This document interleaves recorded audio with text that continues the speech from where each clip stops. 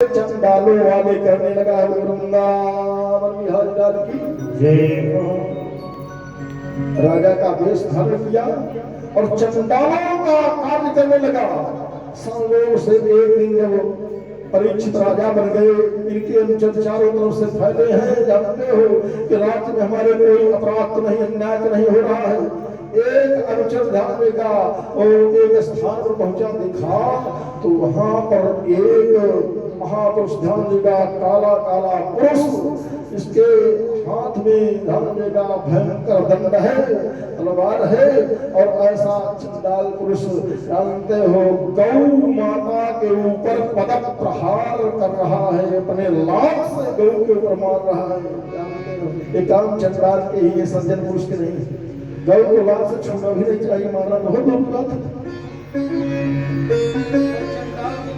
नहीं है चंडाल कुछ कर सकता है, तो पदक प्रहार कर रहा था। गौ के पुत्र जो साक्षात धर्म स्वरूप है, जिनको हम बैल कहते हैं, तो बैल वृषभ को कहा जाता है। और वृषभ क्या है? कहा वृषभ साक्षात धर्म है। गौ गौ हमारी माँ है, वृषभ साक्षात धर्म है, हमारा पिता है। ये कहना उचित नहीं है।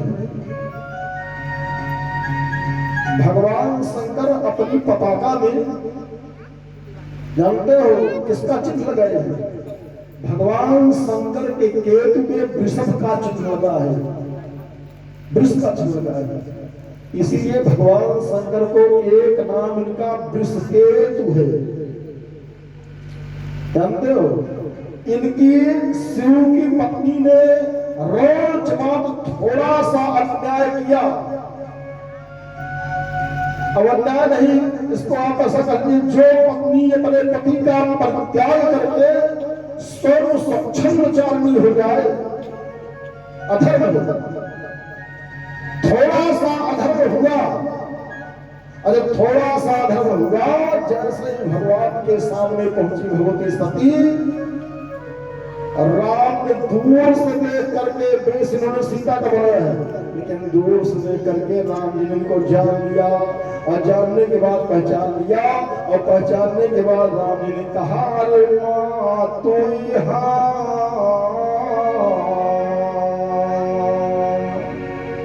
कहा माँ तू यहाँ, अरे कहा वृषकेतु,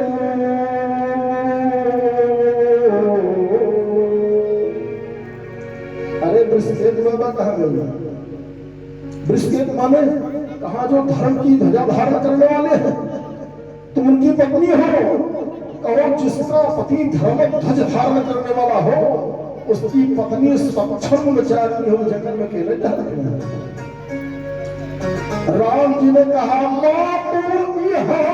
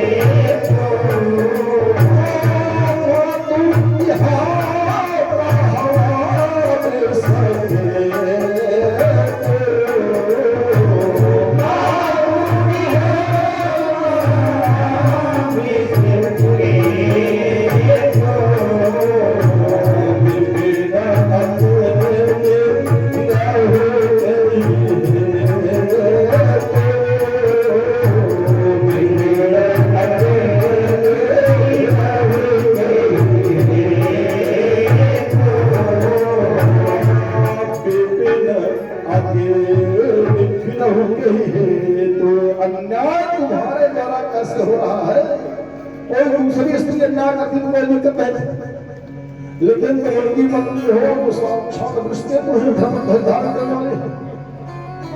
तो हमारे यहाँ वृषभ को साक्षात धर्म का प्रतीक माना जाता है। आज एक कलिकाल जानते हो गौ मैया के ऊपर अपने चरणों का प्रहार कर रहा है, तो लाख से मार रहा है।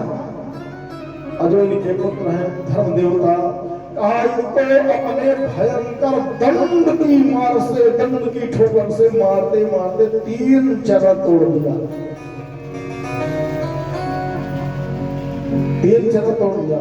धर्म 4 चरण धर्म के होते हैं। मैंने कल भी बताया था धर्म के 4 चरण हैं। कौन कौन? का एक है सत्य, एक है तप, एक है दया, चौथा है दान।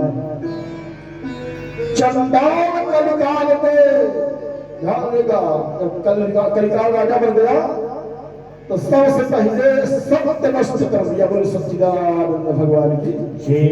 सत्य नहीं रहेगा तो तपस्या तपस्या कोई कर ही नहीं सकता है, सत्य गायब हो गया। इसलिए सत्यम नास्ति, सत्य चला गया। तो सत्य नहीं है तपस्या कौन करेगा? तपस्या भी गायब हो गई। लगे हाथ।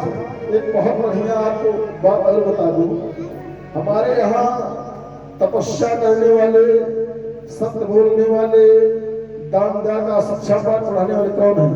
जब कलिकाल राजा बन गया गुप्ता जी, तो राज्य सिंहासन पर विराजमान हुआ, बैठा चढ़ के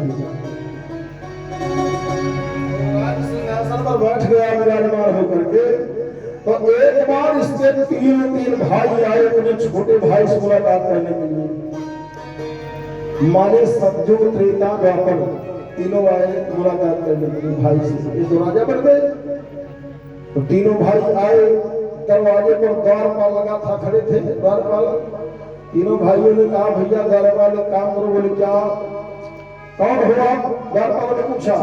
कहा हम तुम्हारे महाराज के बड़े भाई हैं, और जाओ अपने महाराज से कह दो कि आपसे मुलाकात करने के लिए तुम्हारे बड़े भाइयों का आगमन हुआ है, आपसे मिलना चाहते हैं। द्वारपाल जाकर कलयुग से बताया, कहा महाराज आपके 3 बड़े भाई आपसे मुलाकात करने के लिए आए हैं। कलयुग ने इनकी बात सुना और सुनने के बाद कहा जाओ उन चंडालों को कह दो मैं उनका मुंह भी नहीं देखना चाहता हूँ। बात सुनना तो बहुत दूर की बात है। छोटा भाई बड़े भाई को कह रहा है मैं उन चंडालों का मुंह भी नहीं देखना चाहता हूँ। द्वारपाल आके समझो द्वापर त्रेता सुताया, कहा महाराज तुम्हारे छोटे भाई ने कहा, महाराज ने कहा तुम्हारा मुंह भी नहीं देखना चाहते। राम राम राम राम। भाई हमसे कौन सी ऐसी बड़ी गलती हो गई जो हमारा भाई हमारा ही मुंह नहीं देखना चाहता? अच्छा एक काम करो द्वारपाल, फिर से इन तीनों ने कहा क्या महाराज? कहा जाओ उससे कह दो मुंह दिखाए चाहे न देखे, पर ये तो हमको बता दे हमारे द्वारा ऐसी कौन सी गलती हो गई है जिस कारण से हमारा मुंह देखने में उनको तो दोष दिखाई पड़ रहा है, पाप लग रहा है।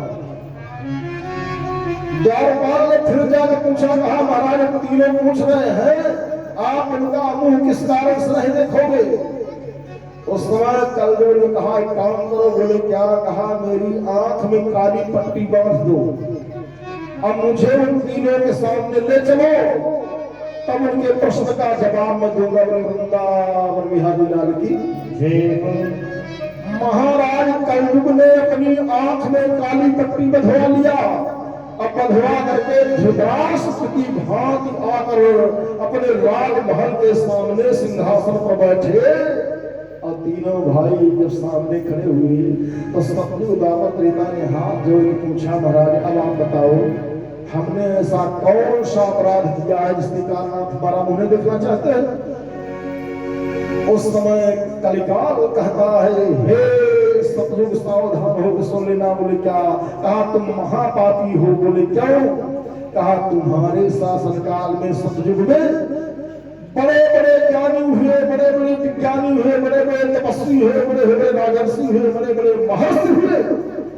जिन लोगों ने अपने घर का परित्याग किया, नगर छोड़ा, परिवार छोड़ा, प्रतिष्ठा छोड़ा, सब कुछ छोड़ दिया और छोड़कर जंगल में एकांत में जाकर के अखंड समाधि लगाया, भगवान की आराधना किया, तो उन्हें फल में उनको क्या दिया? केवल जंगल की खाक छमाया, बाकी कुछ नहीं किया उनके साथ। इसलिए तुम इतने अपराधी हो कि तुम्हारा मुंह भी देखना पाप है। सतगुरु ने अपने मन में सोचा, खाए बात तो सही कह रहा है। हमारे शासन काल में तपस्वी केवल तपस्या करते थे और कुछ उनको चाहिए ही नहीं था, मैंने दिया भी कुछ नहीं। मोदी होते बहुत बोलते थे, कुछ नहीं दिया। त्रेता जी हाथ जोड़ खड़े हुए, कहा महाराज हमसे कौन भूल हुई, हमारी भूल बता दो। उस समय कलिकाल आंख में पट्टी बांध के त्रेता महाराज कहता है, महाराज त्रेता तुम्हारे शासन काल में साक्षात ब्रह्म परमात्मा राम के रूप में अवतरित हुए, और राम के रूप में जब अवतरित हुए भगवान, तो तुमने एक नियम लगा दिया। बोले क्या? का संसार में एक नारी व्रत चला दिया,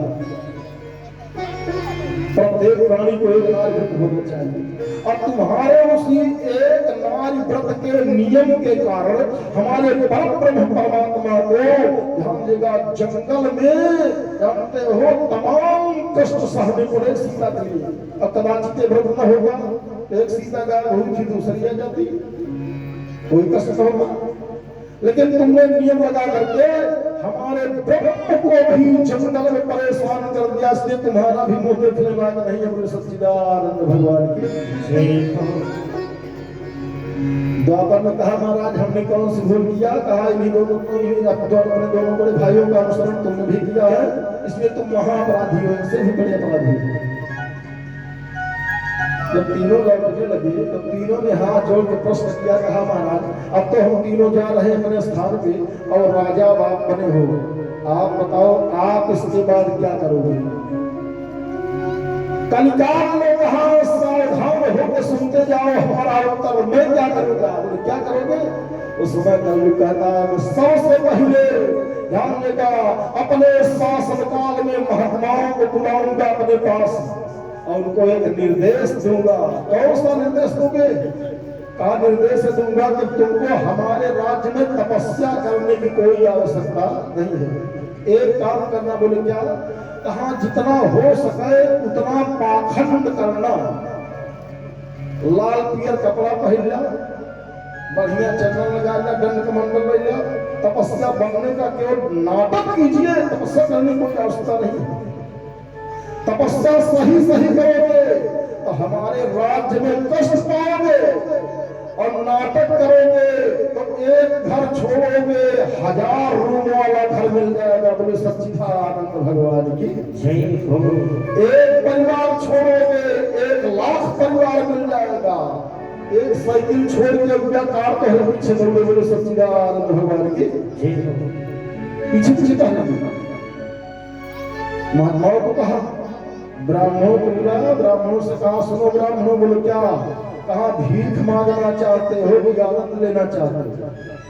कहा महाराज भीख तो बहुत मांगी भाई काल में। अच्छा आनंद के लिए आपके यहाँ क्या करना पड़ेगा? ब्राह्मणों से कलिकाल ने कहा अगर आनंद लेना चाहते हो तो देखना आज के बाद सत्य के डांडे मत जाना। बोले सच्चिदानंद भगवान की जय हो। तुमको सत्य बोलने की कोई आवश्यकता नहीं है। क्या करूंगा महाराज? कहा जितना हो सके उतना झूठ बोलना, सत्य का केवल नाटक करना। बोले सच्चिदानंद भगवान की जय हो। अच्छा महाराज क्षत्रियों को बुलाया। हाँ महाराज हमारे लिए क्या आदेश है? क्षत्रियों से कहा क्षत्रियों आनंद लेना चाहते हो कि जैसे पहले बड़े कटले हो वैसे मरना करना चाहते हो? अरे कहा महाराज जीवन में हाथ में आनंद होना चाहिए, क्या करूं? क्षत्रियों से कलिकाल महाराज ने कहा देखना अगर आनंद लेना चाहते हो और सही अपने क्षत्रियत्व को दिखाना चाहते हो तो देखना तुम्हारे हृदय में दया सपने में ना आने पाओ। बोले सच्चिदानंद भगवान की जय। अगर दया आ गई तो आपको लोग क्षत्रिय कहने से संकोच करेंगे। बोले सच्चिदानंद भगवान की जय। सौकों को बुला के कहा तुम्हें तपस्या की कोई आवश्यकता नहीं है। ब्राह्मणों कहा तुम्हें सत्य बोलने की कोई आवश्यकता नहीं है। क्षत्रियों से कहा तुम्हें दया दिखाने की कोई रास्ता नहीं है।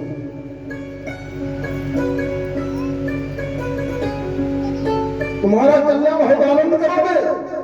अब कदाचित इसके विपरीत तुम्हारा आचरण हुआ तो केवल कष्ट पाओगे और कुछ नहीं पाओगे। सच्चिदानंद भगवान की जय हो। आवाज हुआ क्या है? कहा झूठाई भोजन झूठाई लेना, अरे झूठाई देना, अरे झूठाई भोजन झूठ चबैना, यही सत्य है। सर्वत्र झूठ ही झूठ। रामायण तुलसीदास जी ने बहुत बढ़िया बात लिखा। कहा भक्ता कौन होगा कलयुग में? कहा मन क्रम वचन लबार, मन से भी लबार हो और वाणी से भी लबार हो और कर्म से भी लबार हो। कहा ते बक्ता कलिकाल महू, वही बक्ता हो कलिकाल। इसका अर्थ यह नहीं है कि हर बंदा उसी तरह से होगा। 90% मन क्रम वचन, न उनको पढ़ना है, न लिखना है, न और कुछ करना है। कहा मन क्रम वचन लबार, देवता कलिकाल महू। और सिद्ध कौन होंगे? अशुभ वेश भूषण धरे भक्ष दिखाई। वो क्या हुए? कहा ते जोगी ते सिद्धि नर होई है कल जुग माही। ते जोगी ते सिद्धि नर बोले होई है कल जुग माही। कलिकाल का नियम।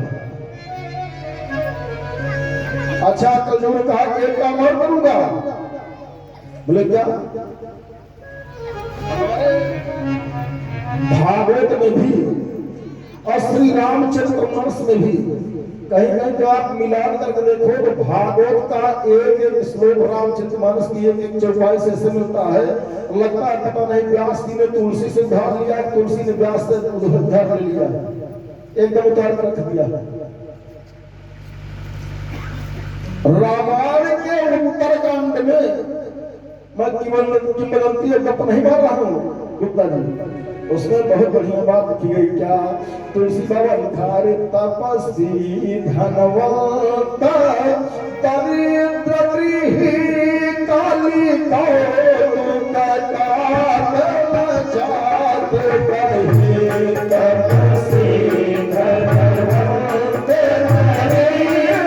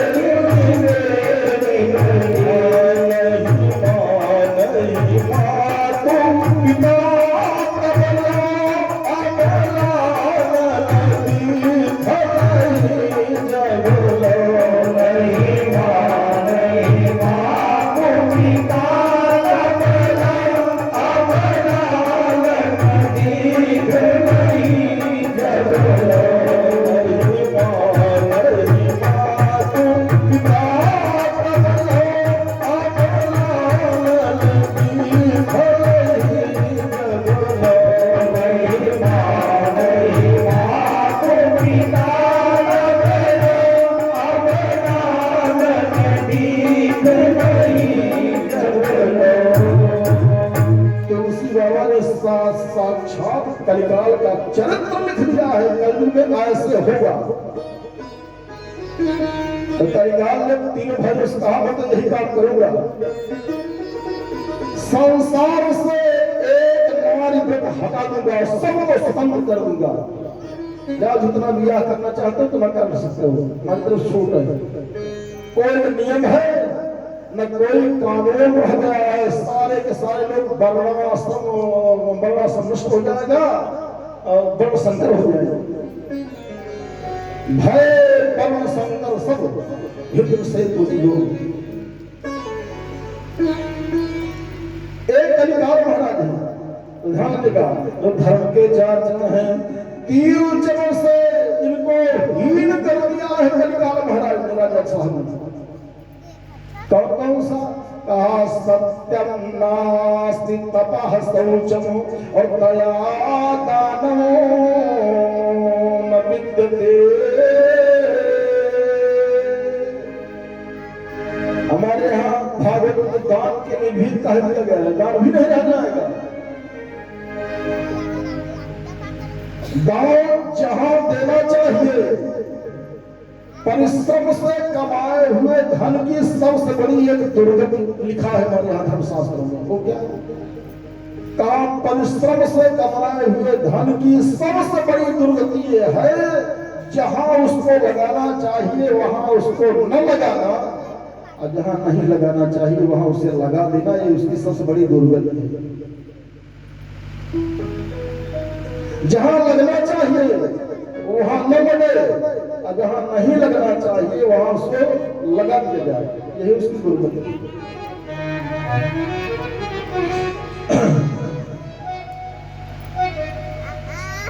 परम प्रारक श्री सूत जी महाराज सौरवादिक महात्माओं से कहते हैं, हे महात्माओं, आज कल काल आया, धर्म को 3 पैर से ही बना दिया। एक बार थोड़ा थोड़ा उसी के ऊपर बेचारा किसी तरह से लगने चल रहा है। और इस रहस्य को राजा परीक्षित के एक गुप्तचर ने अपनी आंख से देख लिया, इस अपराध को देख लिया। क्या देखा? कहा निपलिंग धर्म सूत्रम हनंतम को मिथुनम पदा। देश राजाओं का धारण किया है और अपने चरों से गौ मैया को मार करके ध्यान देगा, उनके नेत्र से आंसू बहा रहा है और विषम देवता को डंडे की ठोकर से मारकर 3 पैर से हीन कर दिया। बेचारा वो भी कराह रहा है मेरे सच्चिदानंद भगवान की। भाग करके वो प्राणी आया राजा परीक्षित के पास और यहाँ आकर के गुप्त सूचना उनके कान में दिया। कहा, हे महाराज, आपके शासन काल में जैसा अन्याय आज मुझे देखने को मिला, ऐसा अन्याय तुम्हारे दादा परदादाओं ने भी यहाँ राज्य किया है, लेकिन किसी के शासन काल में ऐसा अन्याय देखने को मिला है, सुनने को मिला। मुझे सच्चिदानंद भगवान की जय। कौन सा अन्याय देख क्या रहे हो? जो सारी बातों को बता दिया जो देखा था इस रास्ते में। उस समय राजा परीक्षित धर्म सम्राट थे। दिग्विजय की भावना से अपने रथ को तैयार किया और उसमें सुंदर सुंदर श्याम वर्ण के घोड़े लगाए गए और श्याम वर्ण के घोड़े वाले रथ पे सवार होकर के अपने साथ में चतुरंगी सेना लिया और संसार में दिग्विजय की भावना से निकल पड़े वृंदावन बिहारी लाल के। यहाँ बहुत बढ़िया बात लिखिए। कहा स्वलं कृतम श्याम तुरंगयोजितम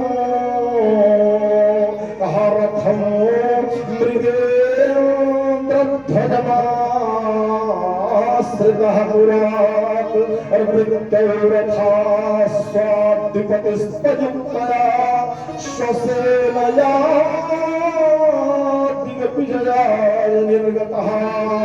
संसार कृष्ण की भावना से राजा परीक्षित निकले अपने रथ पर थारूढ़ होकर के। जहां जहां जाते हैं इनके परिवार के, इनके पूर्वजों के सामने का सुंदर सुंदर इनके पूर्वजों के सुंदर सुंदर कार्यों को अपने कान से सुनते हैं। बड़ा आनंद आता है, बड़ी प्रसन्नता होती है।